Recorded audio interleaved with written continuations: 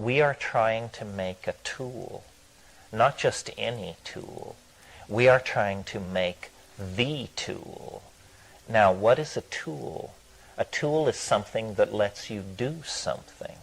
What, therefore, would be the ultimate tool? It would let you do anything. And as William Burroughs says, anything. That's what it would let you do. The flying saucer comes into the discussion at this point. The flying saucer, I believe, is an image of this tool that haunts the human experience of historical concrescence. It haunts the psyche of human beings and the skies of Earth, because like the bar ball spinning in the club, it is a precursive reflection of the tool at the end of time. The people who got this right are the alchemists of the 15th and 16th century, who believed that out of matter you could coax a universal substance that would be a perfect panacea. It would be all things to all people. It would cure all diseases, confer immortality, change lead to gold. The blind would see, the halt would walk, the dead would rise. And this ideal was immediately in place before the birth of modern science as the goal of the exploration of matter. And I think that we are possibly looking at a technology which the newspapers will call time travel, but which the people who create it will explain, well, it's not that at all. You see, it's actually a reductive doubling of hyperspatial feedback in a heteroclinic situation. But it comes off as time travel. Because one way that I can imagine linear history ending is by it just simply ending. Linear history depends on the past staying what it is. If you have time travel, it's possible to imagine a cultural domain where the past is constantly being changed, in which case you can't describe the ebb and flow of novelty with a simple Cartesian graph. So it could be something like that. Or it could be something somewhat of a metaphysical type. I mean, here's the Stephen King version of what it could be. Imagine if on the day of concrescence the sun exploded. Well, now that would certainly put rainforest activism in a quandary. The explosion of the sun would kill all life instantly on the earth. We don't know what death is. Our secular materialists cheerfully assure us that it's a big nothing, but that's just their guess. Nobody knows. Nobody knows. But a mass die-off like that would instantaneously propel the entire biota of the planet into death, whatever that is. And that might be part of the dynamics of the solar system. I don't like that idea. It's rather morbid. But there are some problems with the sun. There are some curious disjunctures between measurement of solar radiation and nuclear theory that suggest that the sun may not be as healthy as we would like it to be. Yeah. Psychedelics catalyze the imagination, inform the population, and allow people to entertain larger perspectives than the completely pissant perspectives which they're being given by the popular media. I mean, the popular media exhibits no imagination at all. That's why we have no space program. That's why we have no advanced research project agency, no commitment to explore the solar system, and so forth and so on. It turns out that really was all being done to beat the Russians, all that fine talk about space flight and the outward urge, that was just Pentagonese horse shit so they could dig into our genes and build intercontinental ballistic missiles. We who believed that we were headed out into the starry universe were, as usual, shafted. Well, that's a little coda on that. I see it's time to knock off for a while. We have time for one more question, though. Is this working for people? I mean, I wander one way and then another. No, you. Well, you just said about all this, the space program stuff. Why there seems to be this incredible influx of sci-fi in the media, as far as like programming and television, films. What's your comment on that? Well, I think that virtual reality, the entertainment industry, I mean, if you look at the figures, if we spent as much money trying to save the planet as we are spending trying to develop advanced systems of electronic entertainment, hell, we'd fix it overnight. That would just be a done deal. I'm suspicious. I'm a techno fan, and I use technology, and I'm into it. But I was with Howard Rheingold one night, actually here at Esalen, when we achieved a kind of apotheosis together. And he said to me, he said, "My God, I've just realized what virtual reality is for." And I said, "What's it for, Howard?" And he said, "It's to keep us from ever leaving the planet." And I see in the game design and in the website design and in the look and feel of the net how it's to be a simulacrum of the great frontier. You know, it's going to all be virtual, the trip to Pluto and the conquest of Mars and the journey out to Andromeda. I think I don't fault technology. You just have to be very aware. But, it's like heroin.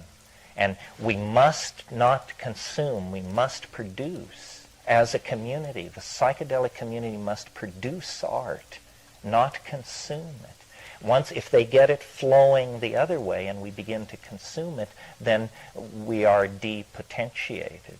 So what I've said, the millennial program is to put the art pedal to the floor.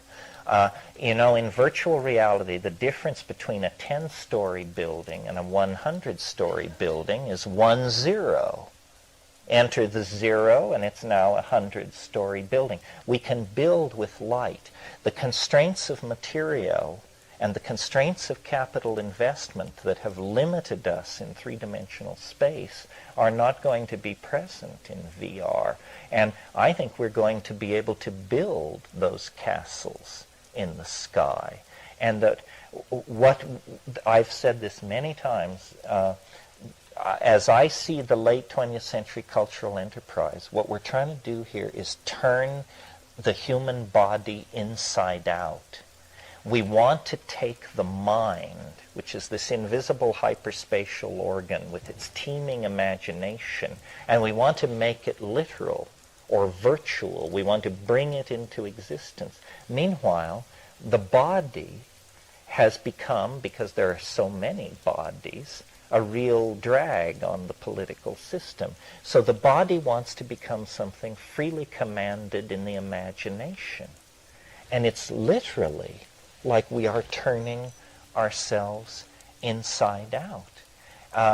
And this is an alchemical process. So now I've spoken of the alchemical process as something happening to the body, as a cultural enterprise building a tool, as an irresistible motion toward an attractor, which can be glimpsed through the hyperdimensional vision conferred by psychedelics. And then it merely remains to unpack and download these ideas into the popular and mass culture, because I think they assuage anxiety.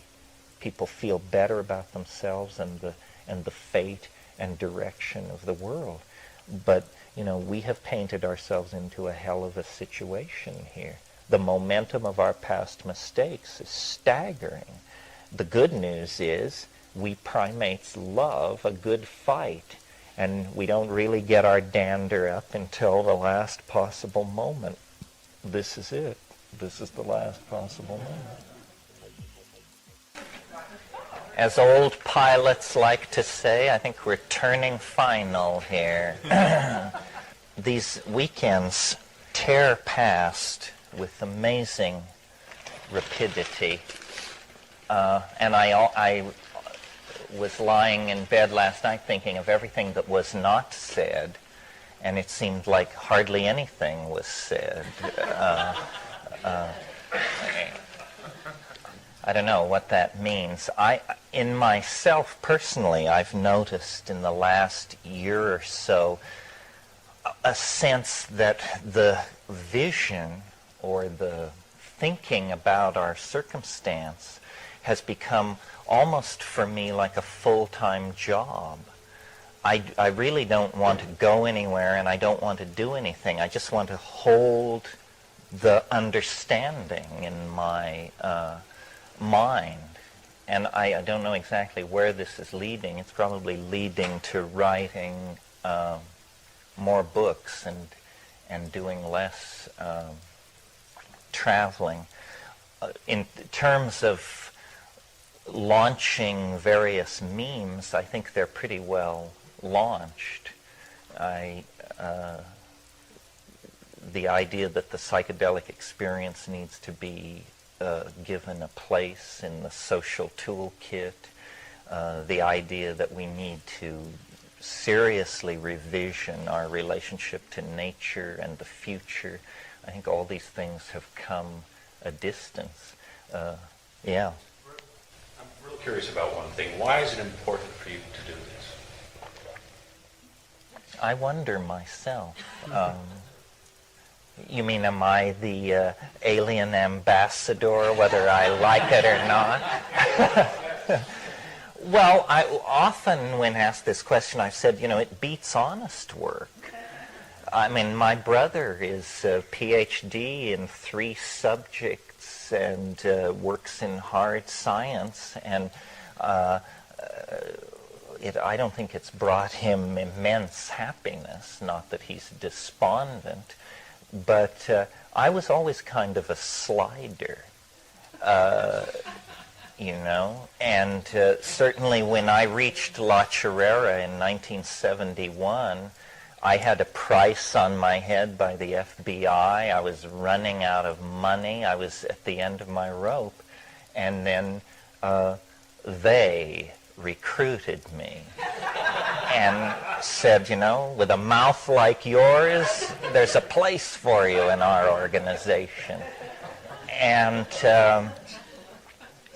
I've worked in deep background positions about which the less said, the better. And then, about 15 years ago, they shifted me into public relations, and I've been there to the present. I think ideas get me high, and I like the feeling of understanding. And I love diversity to the point of weirdness. I mean, There's more to it than that for you because, being tuned into ideas and turned on by ideas is one thing, but you can keep it just to yourself. The sharing of it is something else. I think that's what I'm getting. Why do you do that? Well, one thing is, I'm really fascinated. I think of myself as a pretty savvy person, and not easily led into false dogma. And yet, this is such a strange idea. And so it's basically a plea for help. It's not a cult. It's not that I want you to join me in believing in this. It's that this is so outlandish that join me as a scientist would join a research team, and let's cut it to pieces and show that it was simply a misunderstanding of information theory coupled with bad mathematics spliced onto a weak ontology or something like that, you know. Because this idea, I could live with the time wave if I only had to read about it in Time magazine and that it was being developed by Negroponte and Prigozhin. The thing that sets up the cognitive dissonance for me is that I, from the point of view of most people, thought it up. And I am so aware of my limitations that to me that's the strongest argument there is, that it's malarkey. You know? And yet that's not a fair argument against an idea. In rhetoric, that's called the ad hominem argument, the argument to the man. That's when you get up and say, well, we shouldn't follow Jesse Helms because he's short and ugly. You know, that's not allowed. That's a below-the-belt move. And then I read books like Thomas Kuhn's The Structure of Scientific Revolutions, and it says, you know, this is how it happens. Some guy, marginal, not at the center of the field, and somewhat at loose ends, but usually with a broad education, gets it, you know. I mean, it happened to Einstein. He was a telegrapher. It happened to Alfred Russel Wallace. He was a surveyor who couldn't make a living, and so he went to Indonesia to collect butterflies for the British Museum. And we could multiply these examples ad infinitum. So, but I have spent a lot of time educating myself about what it would mean if this were true. In other words, how big a revolution is it? And it's an enormous revolution.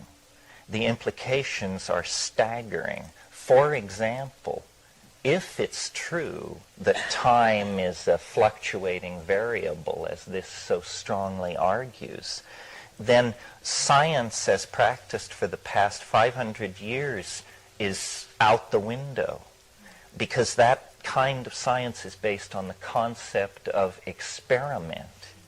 And experiment has built into it the concept of what's called a restoration of initial conditions.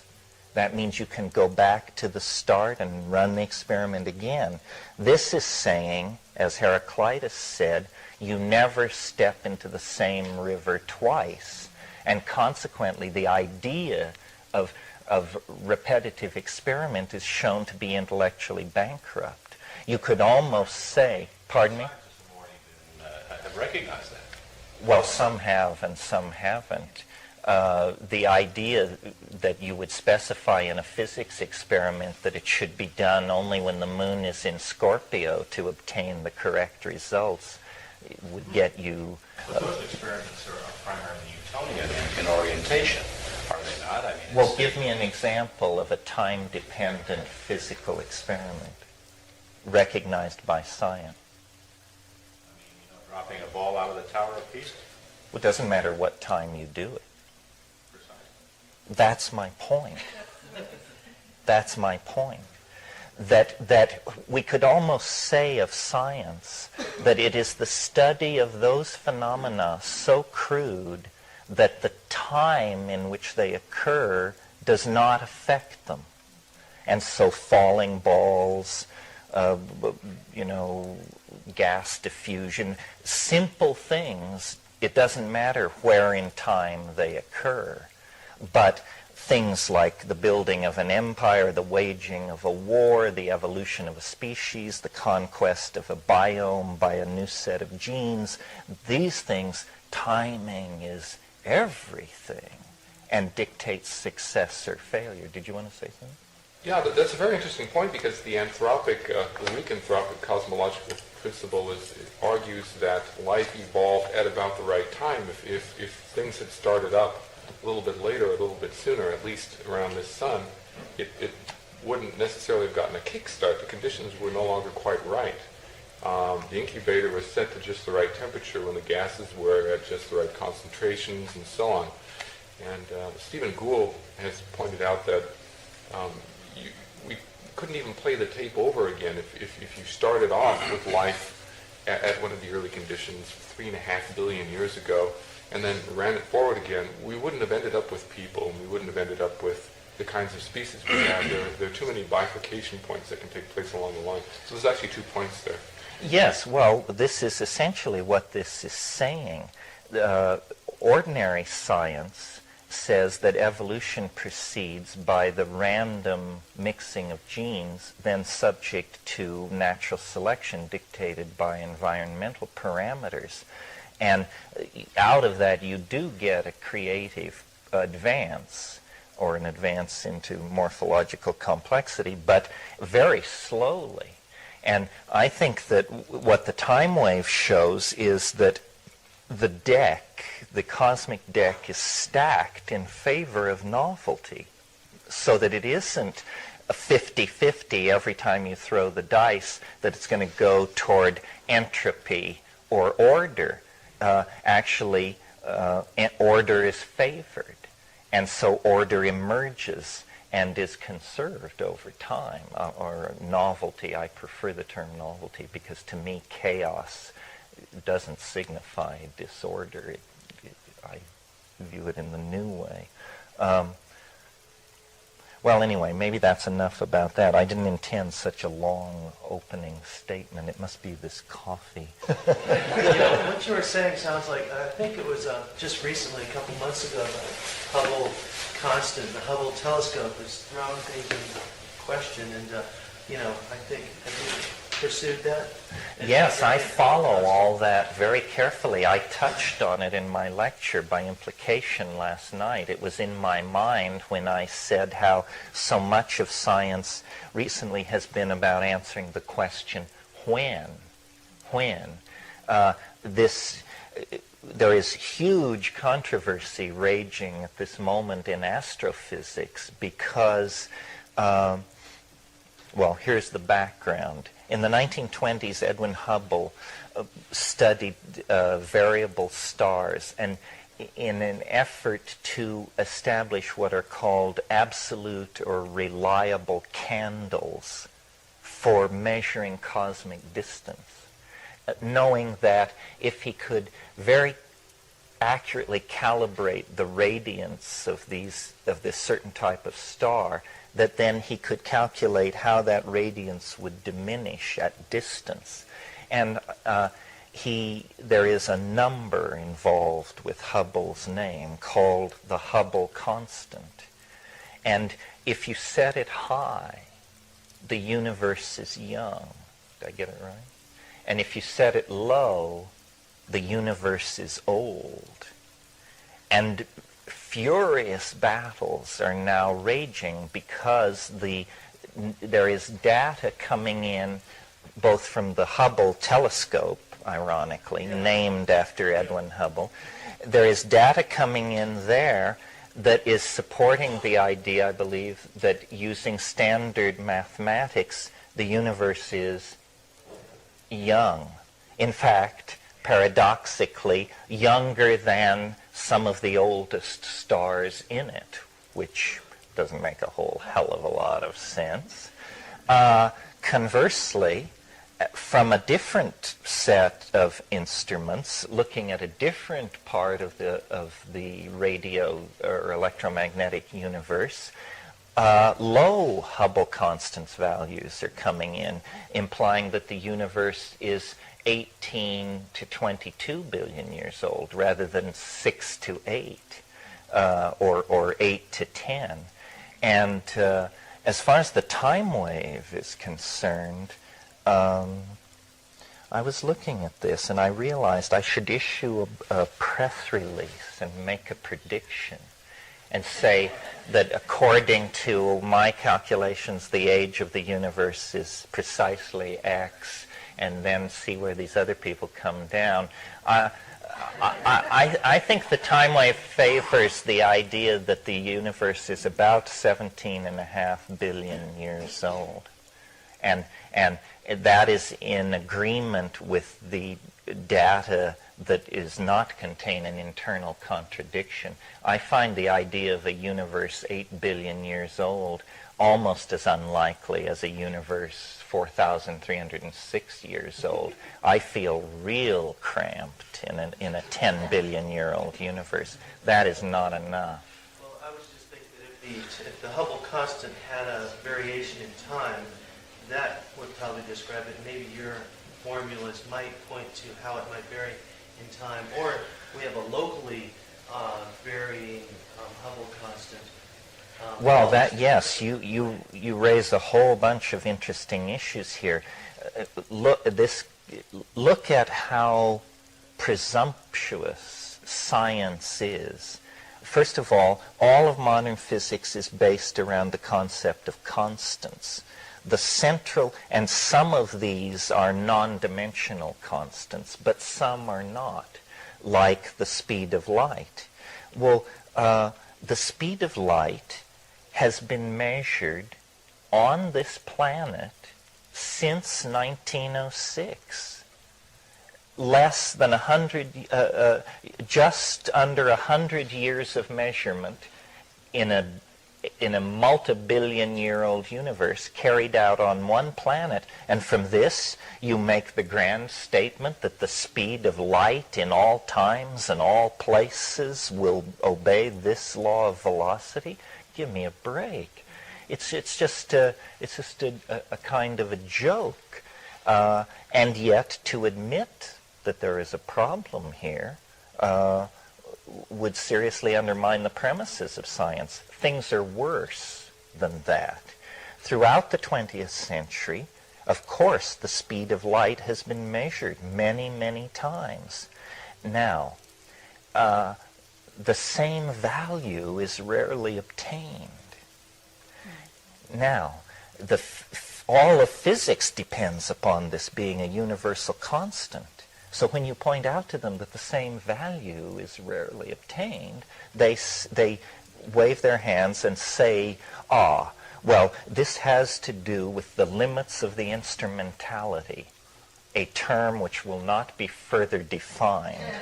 This has to do with the limits of the instrumentality, and they're just hitting around it, right? So at first you, the uneducated layman, you think, well, that makes sense. I suppose they're just hitting around it. But then you go back and you look at these measurements of the speed of light, and you know what? They don't cluster around a point. Since 1906, successive measurements of the speed of light seem to imply that it's incrementally going slightly faster. The set of data points is drifting slightly across the thing. Well, now, how, if it's at the limits of the instrumentality, can you possibly explain that? Well, this became such an issue in the astrophysics community, and check this out, that what they did is in 1972, they defined the speed of light. And they said, this is the speed of light. And all future calculations should use this number regardless of what the instruments are telling you. A momentous turning point in the evolution of scientific thought. At last, nature itself is deemed no longer necessary for the study of nature, and in fact, it just gets in the way. Anyway, I can go on at great length about the foibles of science, but it's just fun to rib them. Yeah. We're back to scholasticism, I guess. But by the same argument, couldn't you say how long is a year, especially when you're talking about births of universes in which Earths revolving around suns haven't yet evolved to measure the year, that we're now measuring the whole schmear in? Well, you mean why... I'm not sure I understand you. Do you mean why do we place so much emphasis on the year count in the theory? Well, how can you, in a way, because... Well, it doesn't, really. What it depends on is a 384-day cycle, and which, if you were to press me, and I guess you are, As to why is it a 384-day cycle? Well, it's 13 lunations, yes, but there's something mysterious going on there, and probably a good Newtonian could explain it to us. They do these studies, these geochronological studies using coral fossils, and they believe that the year length, that the year is slowly shrinking, and that about a billion years ago, the year length would have been about 384 days. And I suspect that the evolution of DNA, that there must have been, that the fact that the DNA runs on 64 and the I Ching runs on 64, and this number 384 keeps coming up in relationship to the lunation and the possible solar year length, I think that essentially the DNA must have frozen in itself a kind of picture of the various orbital and geomagnetic resonances that existed in the solar system or in the terrestrial environment at the time it came into existence. I mean, that's just my guess, but it would fit. Do you see what I mean? And then the fact that it's 13 lunations, the moon is despun, tidally despun. That's why we always see one face locked on the Earth, because it makes one revolution in the time that it makes one orbit. And that's the consequence of that. And it may be that well, I'm not sure what I'm trying to say, but that there was a coupling of some sort between the Sun, Earth, Moon system a billion years ago that made a 384-day year possible. But my point is, before that, when we're talking about the time between Oh, I see what the you're Big asking. Bang and planets, how long is a year? Oh, well, my assumption is that the real formative cycles are quantum mechanical in dimension. In other words, we talk about a 384-day cycle, then we talk about a 6-day cycle, then an hour and 35-minute cycle, and then a minute and a half or something. But it's the cycles below, say, 10 to the minus 12 seconds.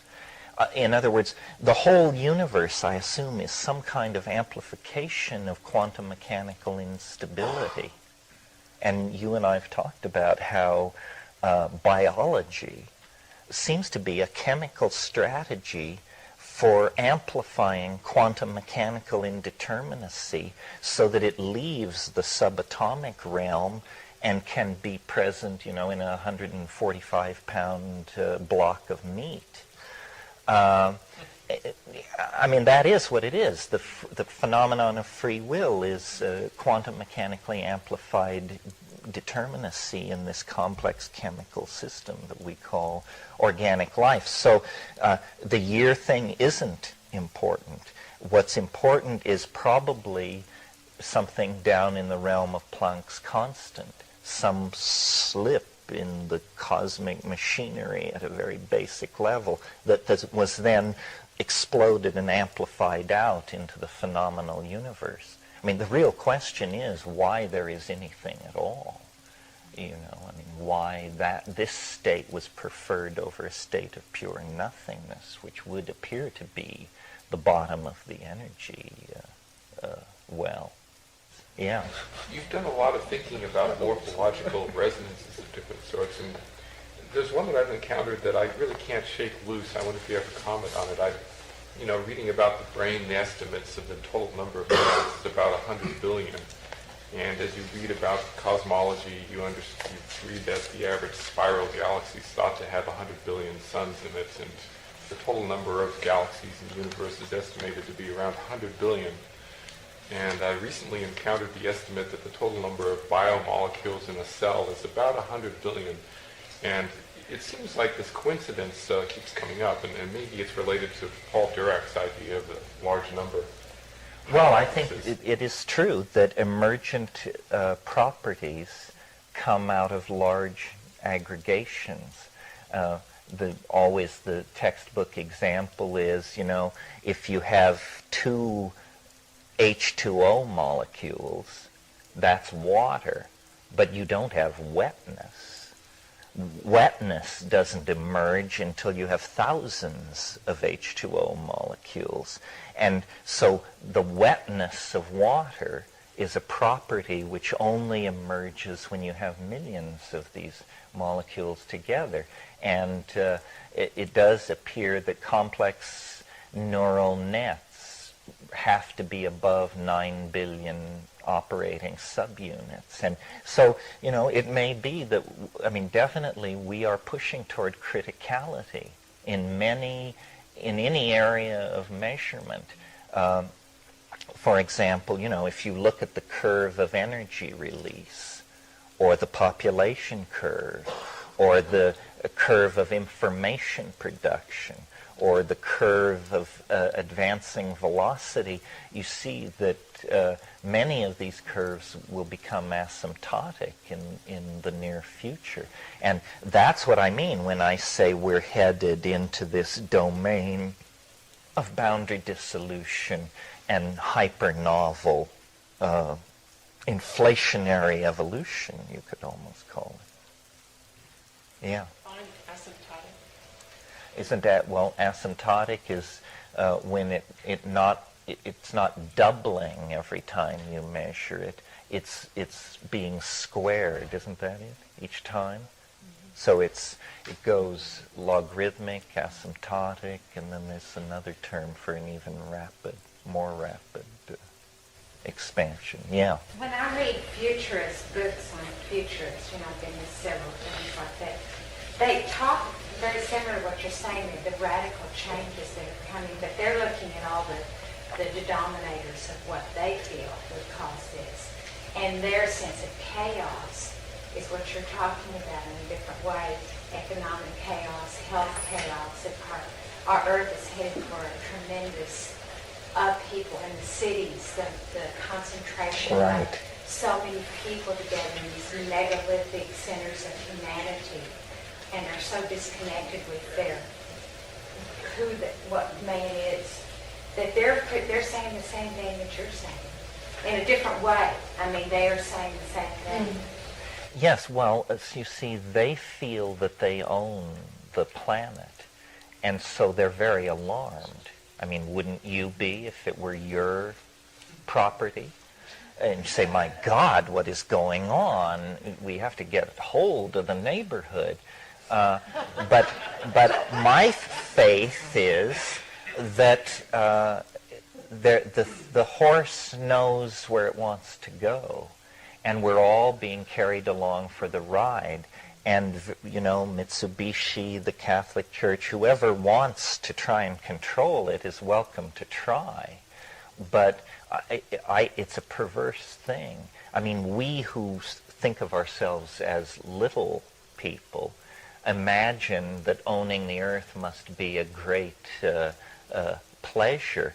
But actually, the number of ulcer tablets being consumed in the chancelleries, bourses, and embassies of this planet seems to argue that thinking you own the world is an enormous headache and aggravation.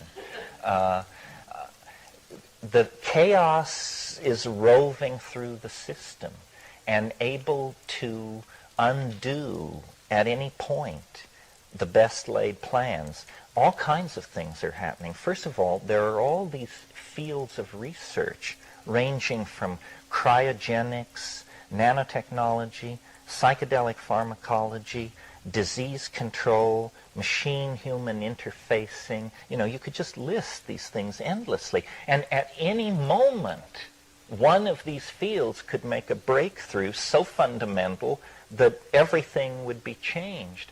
And we have, 50 of these irons going in the fire all the time. At the same time, because the planetary culture is becoming ever more closely knitted together, all its parts are becoming codependent. So, for instance, an earthquake which destroys central Tokyo would ruin the economy of Belgium, because the retraction of Japanese capital from world markets would set up reverberations that would be felt everywhere. The system is being slaved ever more tightly to various portions of itself. Crop failure in Russia causes, strikes in Argentina and so forth and so on. And this will accelerate. Well, then the task of management somehow is to bring this coalescing system through this transition period without the whole thing getting so much vibration built up into it that it falls apart. And so it's very alarming to see barbarism uncontrolled in the world, to see, people being pushed into boxcars on their way to extermination camps and all this. This means that that the global control systems are in danger of breaking down. And I think that the world corporate state is running hard to keep up. National governments do not understand what is going on. National governments are underpaid, understaffed, and under-talented. World corporate divisions of various sorts do understand what is going on, but they are in the process of taking power from the national states as rapidly as possible in order to use that power to manage the planet in a somewhat less ideologically hysterical fashion. I mean, they want to make money, but that's a different thing than wanting to convert everybody to Islam, Marxism, or National Socialism, or something like that. I'm fascinated by management because it's the large-scale understanding and integration of human systems. And that's the real challenge. I mean, it's all very fine to take these mathematical models and write and describe the behavior of the dripping faucet, as was done very creatively. But the purpose of all this modeling is to eventually take control of our own relationships to each other and to the world and to the future and to the future generations. It's somewhat paradoxical, though, because management would appear to be key, yet what we're talking about managing can't be managed. No, but what can be managed is our anxiety about it. In other words, I think of it as though what we're in is an aircraft, a cultural airfoil moving through history. And the challenge is change your Sopwith Camel into an F-18 in flight, because we're going faster and faster and faster, and Q forces, vibration, are beginning to build up on all the airfoils. And so what we have to do is transform the cultural engine, or the forward acceleration into the temporal medium will burn the wings off and rip the airfoil apart. What you're talking about is metamorphosis. Would you comment on examples of metamorphosis in nature to what's going on there? Well, the perfect example is, of course, insect metamorphosis, which, if you read my book, The True Hallucinations, and I think it's mentioned in The Invisible Landscape, there was a great deal of talk about insect metamorphosis at La Chorrera.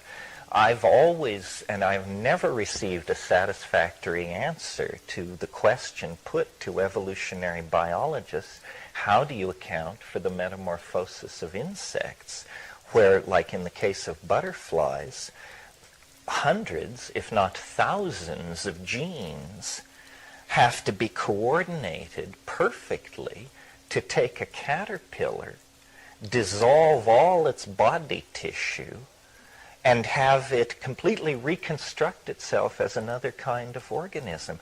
I'm trying to imagine an evolutionary scenario of gradual mutation that would give you that. I can't do it. it must have happened largely instantaneously in a single massive rearrangement of hundreds and hundreds of genes. And we don't see that much in animal life. We see large-scale polyploidy in plants. So maybe this happened in animal tissue only once or twice in the life of the planet. But it gave this insect adaptation, which is astonishing, you know. And in a way, what we're doing is repeating that metamorphosis on a metaphorical as well as physical plane. I mean, we are rather like worms, and we have built a society that is somewhat, you know, might ungenerously be described as a carrion pile. But there is apparently in us the capacity to evolve to this other form. And there is, as long as we're roving through exotic biological metaphors here, there is a phenomenon in biology called neoteny.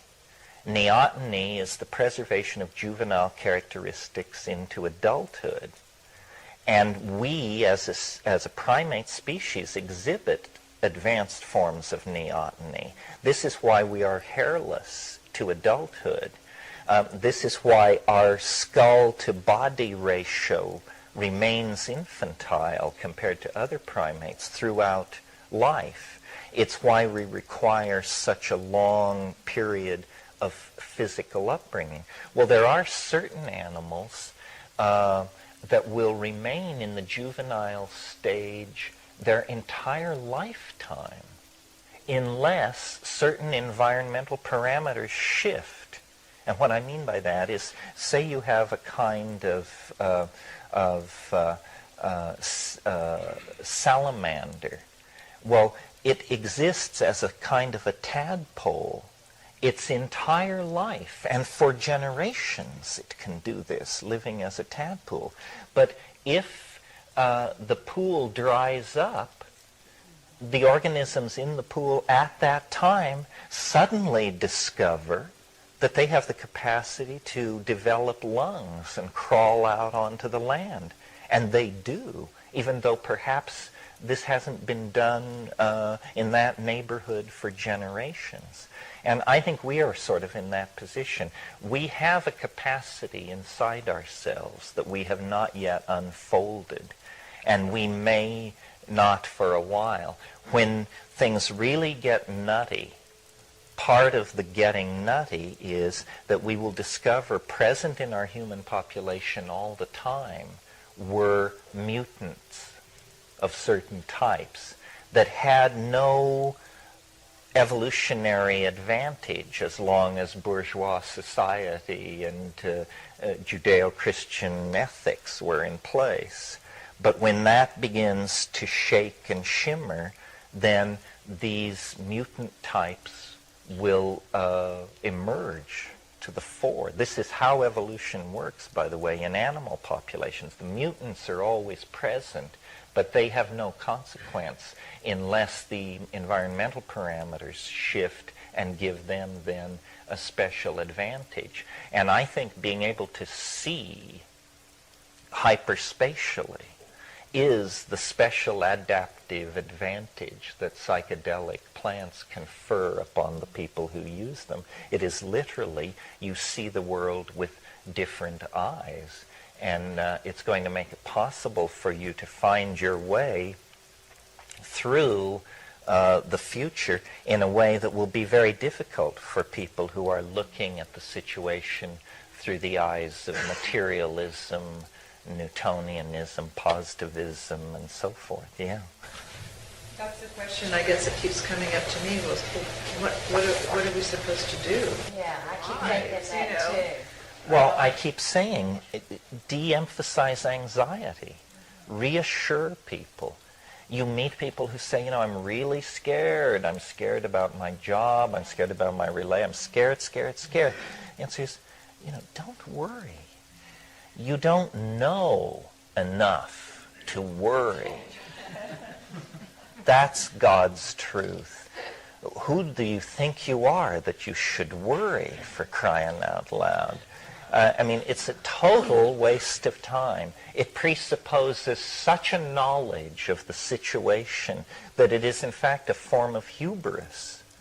You know, no, what you do is just pay your bills and, you know, pack heat if you need to, and don't worry.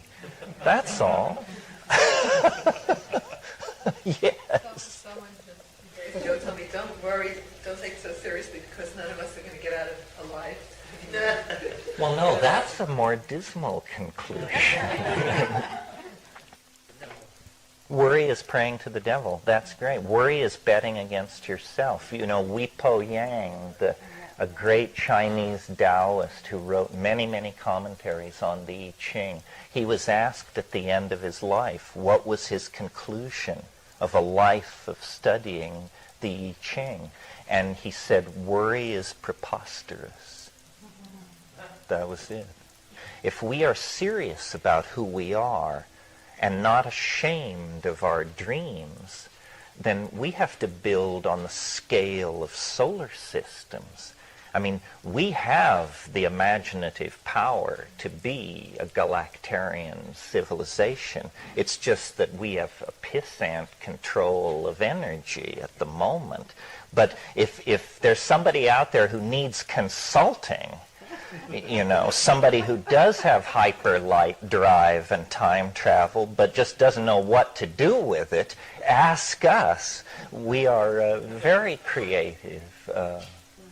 And I've tracked this very closely in the literature. And up until about 5 years ago, time travel definitely, if you were writing about that, you were a squirrel.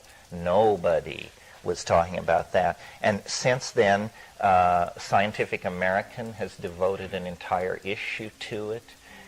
Nick Herbert, who I do not consider a squirrel, wrote an excellent book about it. There have been articles in Physical Review, and it's gone from it's completely impossible, don't even think of it, to, well, certain thought experiments can be imagined which do seem to imply... Well, that's how relativity got started, you know, talking about trains passing each other at the speed of light and what would happen if.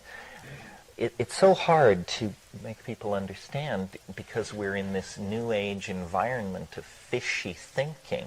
But the entities inside the DMT trance are real entities. I mean, they're as real as you and I are.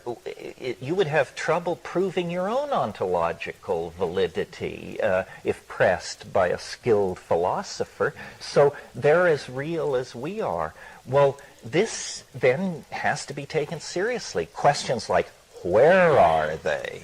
Who are they? What do they know? Because they're intelligent. And we're intelligent, and we've been yapping about space people and all this malarkey. You know, they are here. If flying saucers landed on the south lawn of the White House tomorrow, it wouldn't be as weird as what happens to you when you smoke DMT. It would just be a news story, something for NASA to take over. Chomsky would explain it to us, the linguistic side, I mean. But you personally can meet the alien anytime you want, and the culture can meet the alien anytime they want. Well, are these things here for no reason? Are we just sort of there on their trip and we're on our trip? Or have they come for us? Is there a message? Is there a purpose?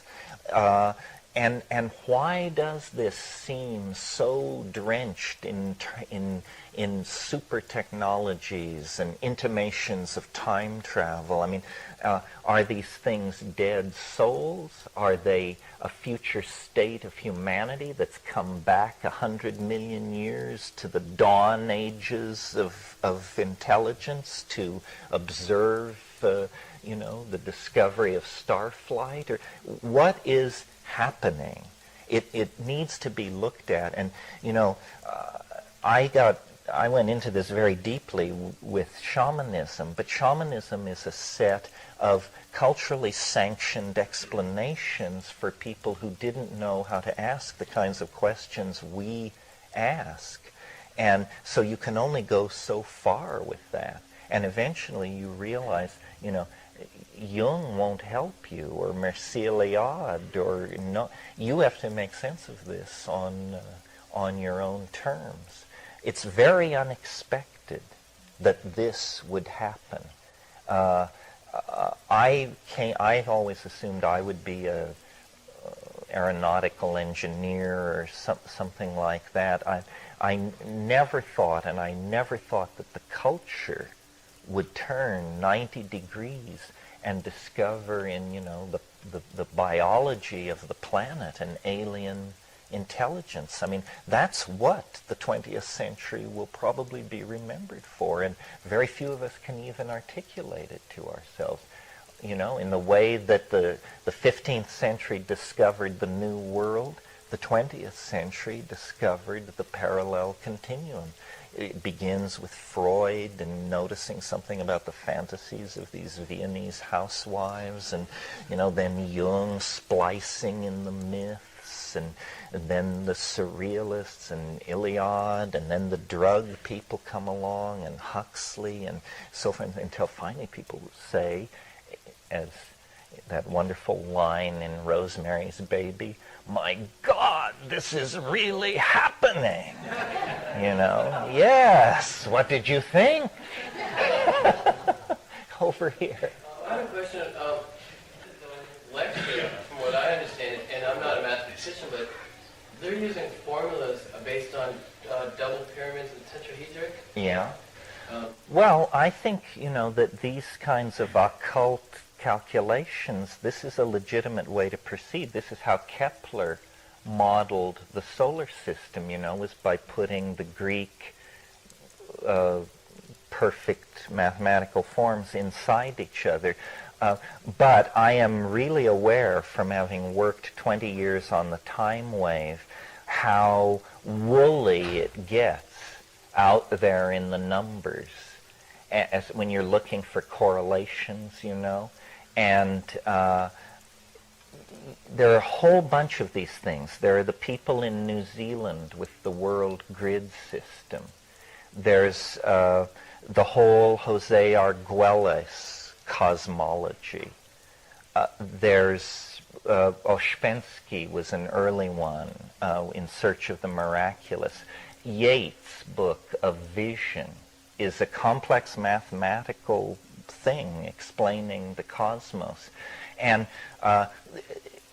there seems to be something in us that we are systematizers. We produce systems, and these are integrated systems of means. And the only thing you can do is lay them before your fellow monkeys and see what goes on. And I usually am a reluctant participant. I'm not much fun when it comes to weird ideas because I just pour cold water on them. For instance, right now my mail is running pretty heavily toward people who want to inform me about and convert